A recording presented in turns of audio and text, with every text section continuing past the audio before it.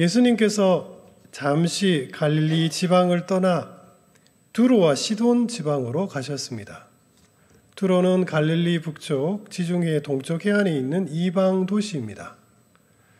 주님께서 이곳에 오신 이유는 복음 전파가 아니라 잠시 휴식을 취하러 가신 것이었습니다.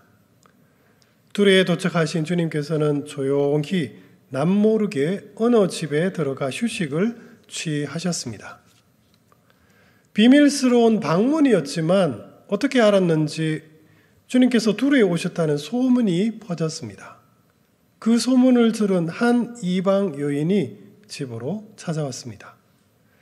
평행 본문인 마가복음 7장 21절에 따르면 그녀는 헬라어를 사용하는 베니게, 수로보니게 출신의 여인이라고 합니다.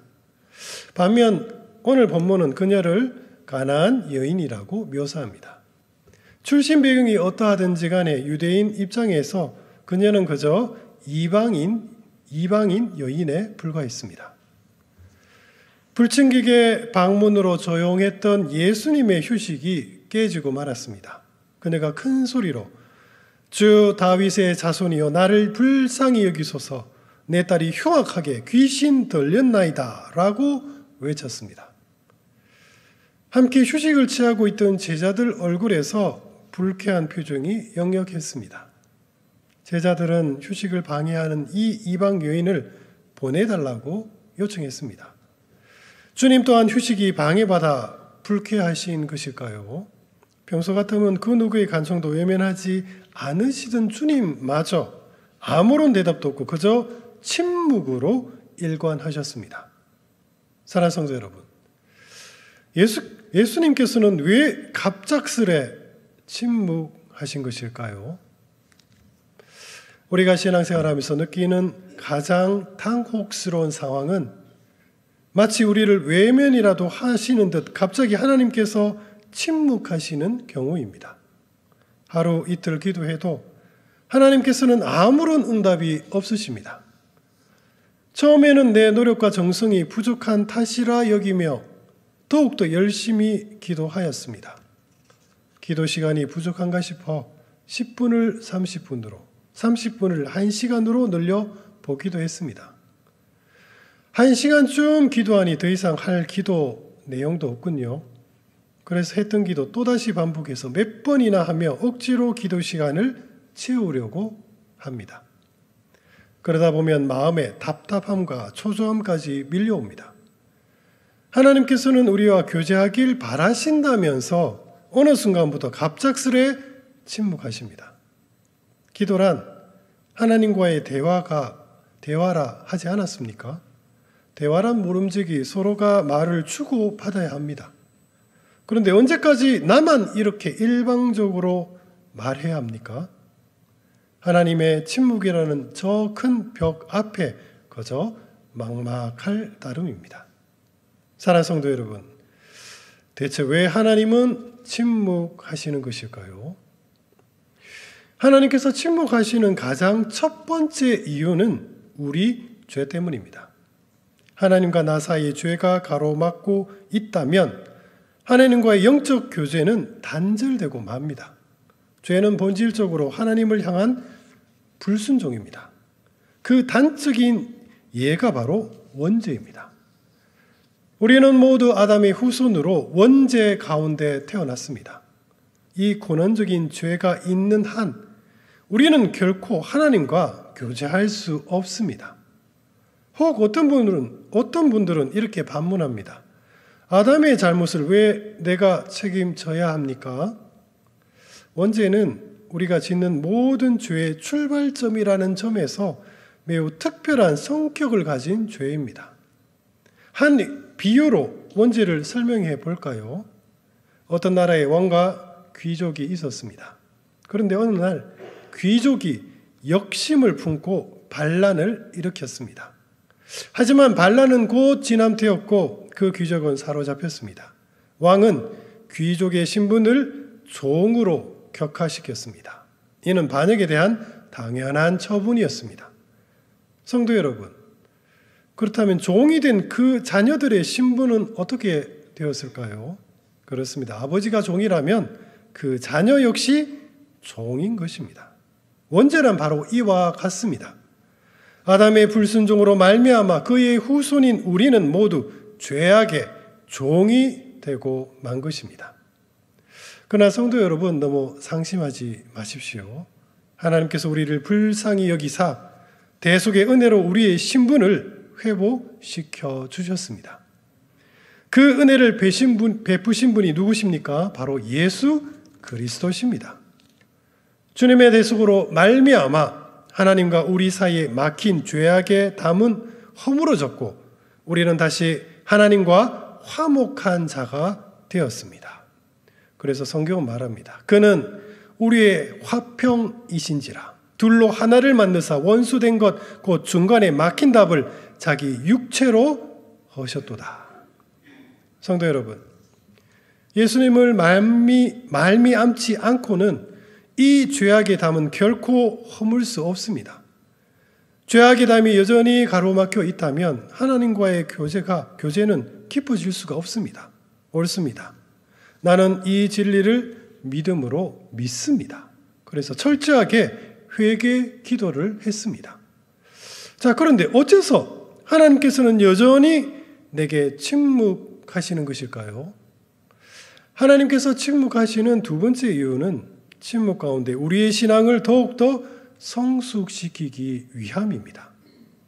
아이가 이제 막 걸음을 시작했을 때 걷다가 넘어지기 일쑤입니다. 처음엔 달래며 아이를 일으켜 세워줍니다. 그러나 언제까지 그럴 수는 없습니다.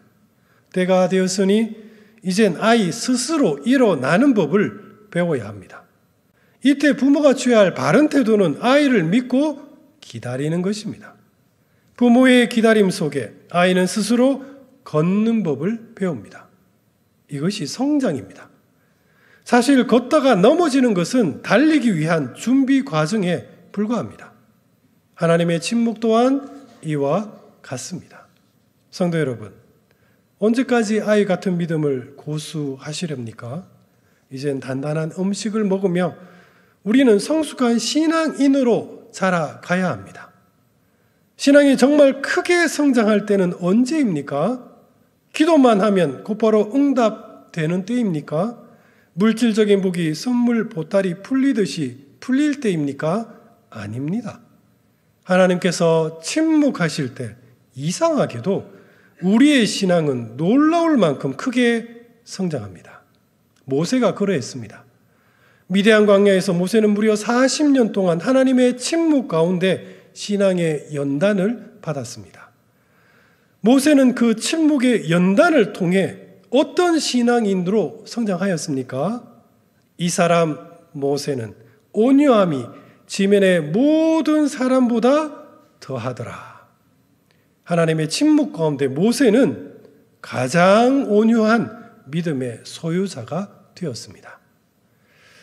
가나안 여인은 절박한 심정으로 외쳤습니다. 주 다윗의 자손이여 나를 불쌍히 여기소서. 내 딸이 흉악하게 귀신 들렸나이다.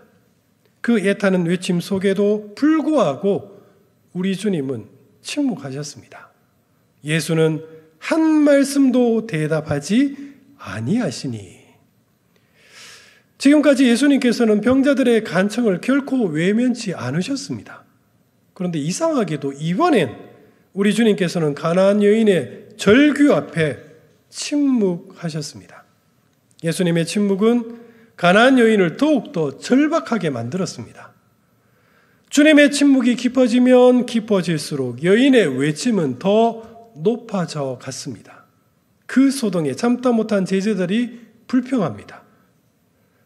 제자들이 와서 청하여 말하되 그 여자가 우리 뒤에서 소리 지르오니 그를 보내소서.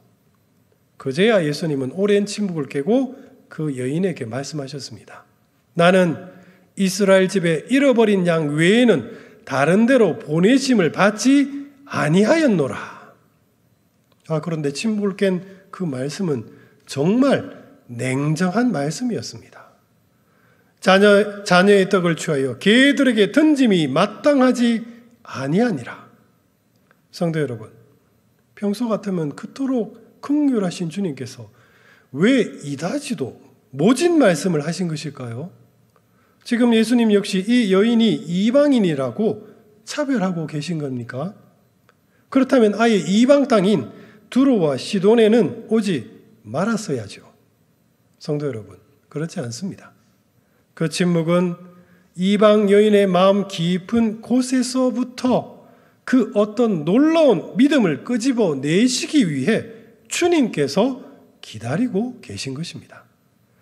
주님의 침묵으로 말미암아 이제 토해내는 이방 여인의 고백은 지금까지 유대인들에게 국한되었던 복음 전파의 새로운 전환점이 왔음을 알리는 신호탄이 될 것입니다. 성도 여러분, 구원이란 누구로부터 말미암는 것일까요?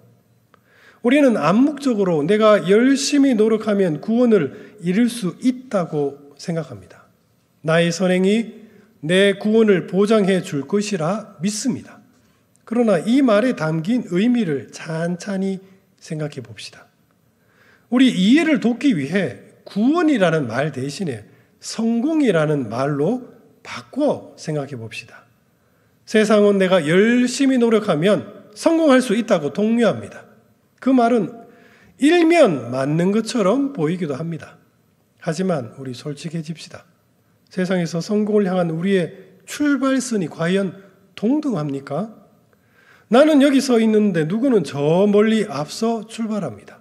심지어 내 머리 위로 날아다니는 사람조차 있습니다.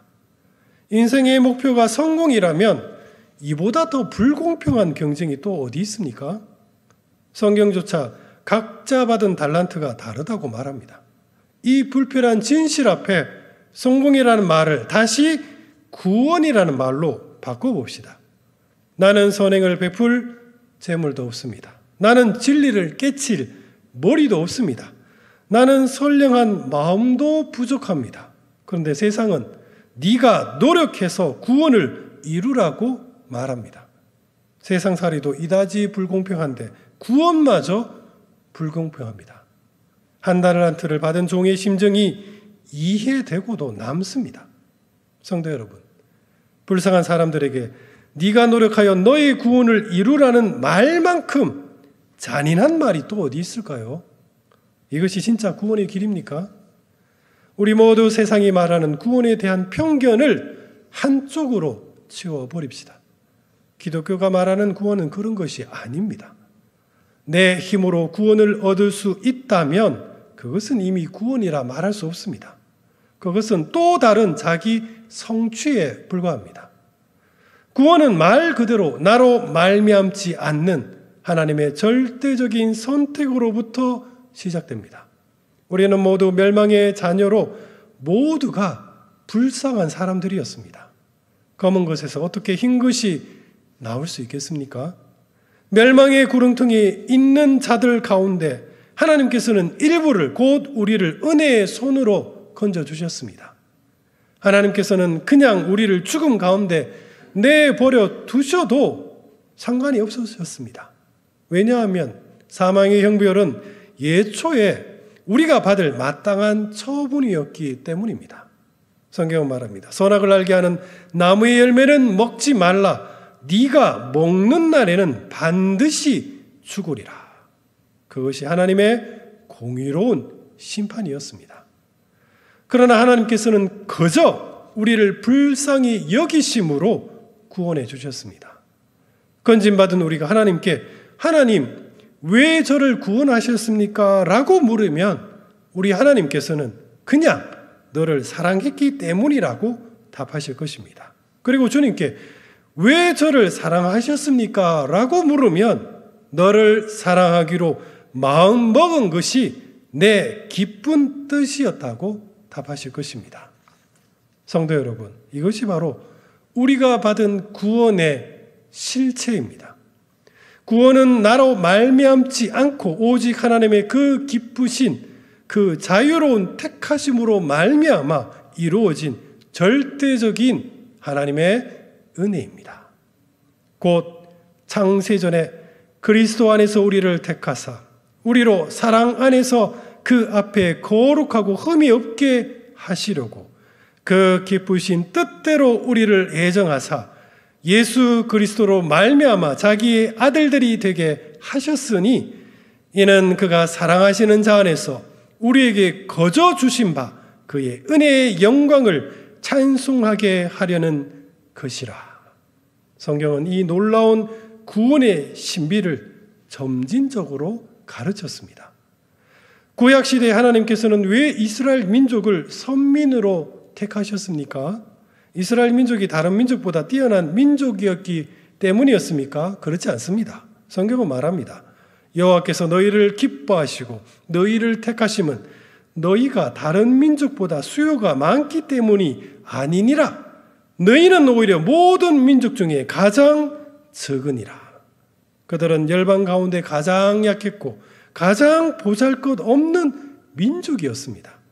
그들이 택함 받은 까닭은 그저 하나님께서 이스라엘을 긍휼히 여기사 그 기뻐하시는 뜻에 따라 그들을 선택했기 때문입니다. 그들이 세움받은 진짜 이유는 구원은 오직 하나님의 기쁘신 선택으로 말미암아 이루어진다는 구원의 섭리를 예표하기 위함이었습니다. 그렇습니다.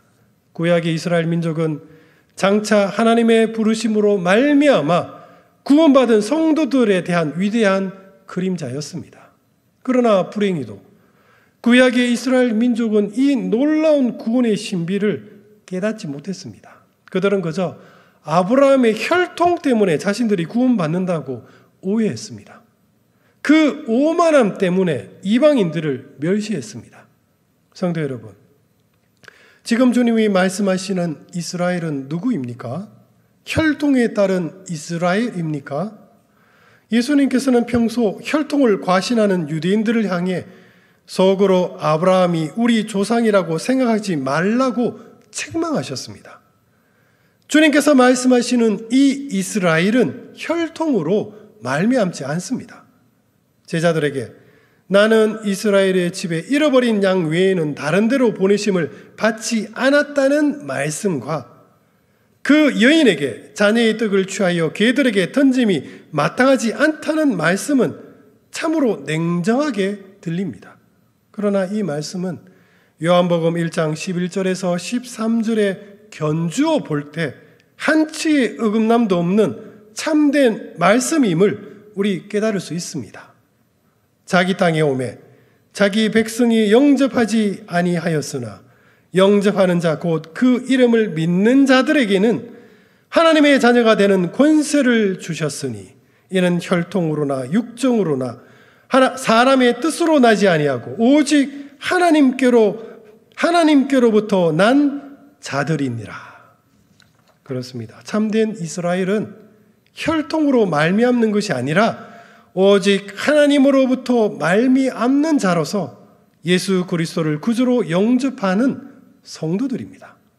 성도 여러분, 오늘 본문에서 주님의 그 냉정한 말씀의 진정한 초점은 유대인과 이방인의 차별이 아니라 누가 진정한 이스라엘인가를 묻는 물음입니다.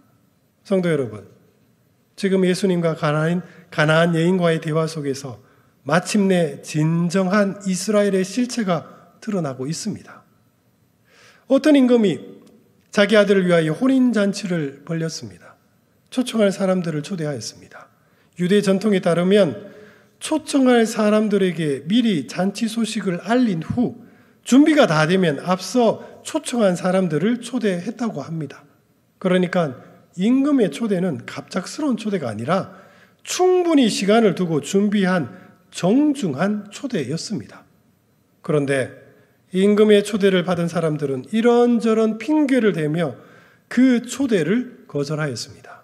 심지어 임금이 보낸 종을 죽이기까지 했습니다.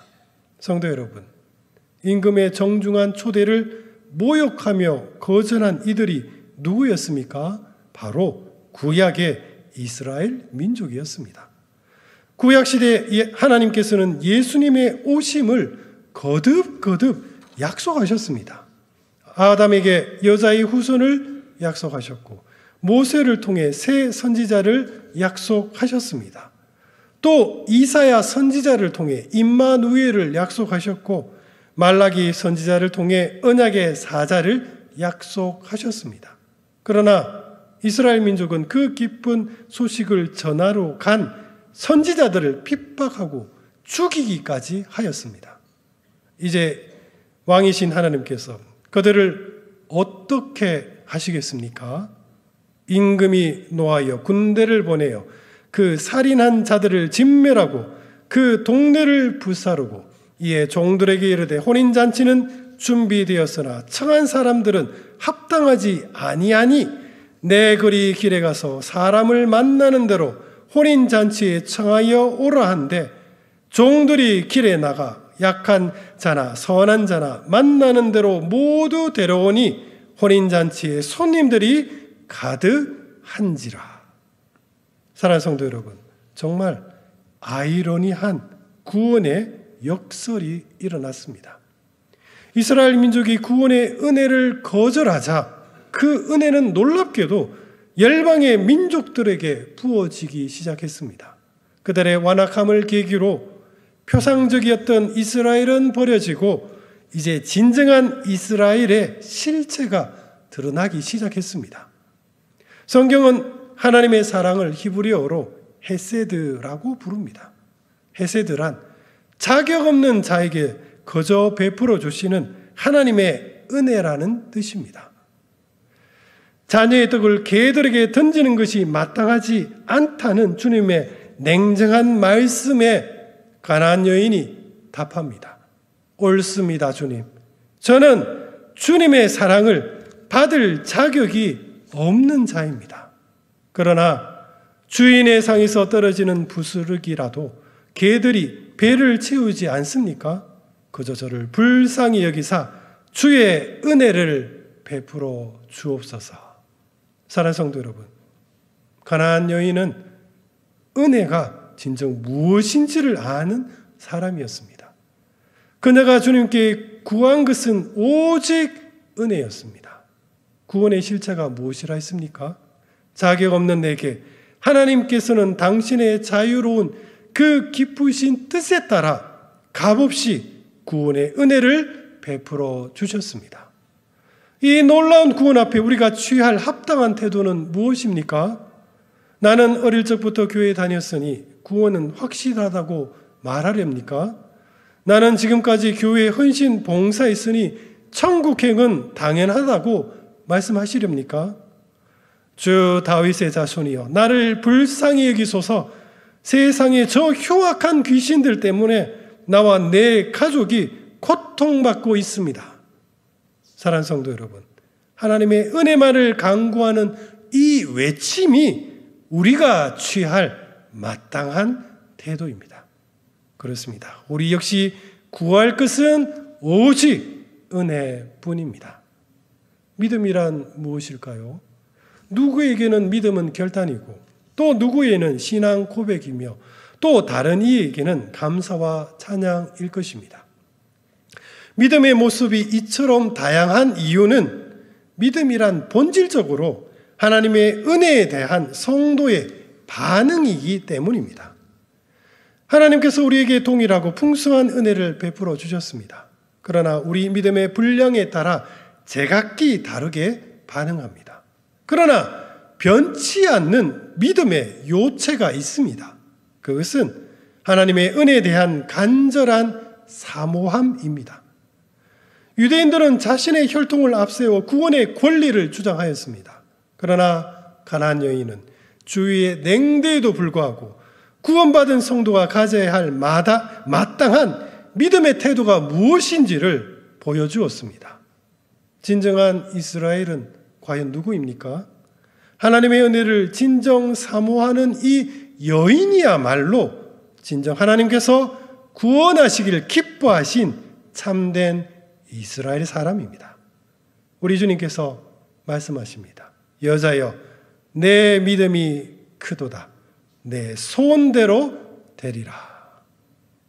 그렇습니다. 진정한 이스라엘은 혈통이 아니라 바로 이런 믿음을 소유한 자들입니다. 이들은 하나님으로부터 부르심을 받은 자요, 은혜를 간절히 사모하는 성도입니다. 예수님께서 이 땅에 오심으로 참된 이스라엘 사람들이 모여들기 시작했습니다. 그렇게 믿음으로 모인 우리가 누구입니까? 바로 교회입니다. 주님을 머리로 성도가 지체되어 모인 신앙 공동체, 곧 우리가 진정한 이스라엘 사람이요 하나님의 기뻐하시는 뜻에 따라 택함받은 거룩한 교회입니다. 지금까지 구원의 계시는 희미하였습니다. 그러나 이방 땅에서 가나안 여인의 믿음을 통해 예수님께서는 마침내 참된 이스라엘 사람이 누구인지를 교회의 모습을 밝히기 시작하셨습니다.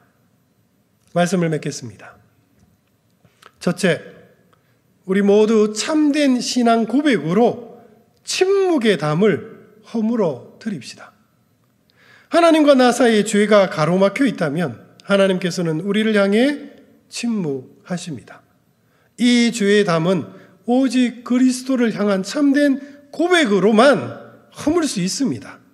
성도 여러분, 예수님을 진정 나의 구주로 영접하셨습니까?